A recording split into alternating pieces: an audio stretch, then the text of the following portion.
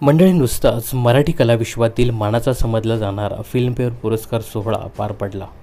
या 2024च्या फिल्मफेअर पुरस्कारासाठी सिद्धार्थ चांदेकर आणि अमेय वाघ या दोघांनी आपल्या बहारदार सूत्रसंचालने या कार्यक्रमात जान आणली। याशिवाय प्राजक्ता माळी, वैभव तत्ववादी या कलाकारांनी सुद्धा लाईव्ह परफॉर्मन्स केले। यंदाच्या फिल्मफेअर पुरस्कारमध्ये वाळवी, उन्हाळ, झिम्मा 2, आत्म पॅम्पलेट, बाप लोग, बाई पण भारी देवा या चित्रपटामध्ये कोण बाजी मारणार याकडे संपूर्ण मनोरंजन सृष्टीचं लक्ष लागलं होतं।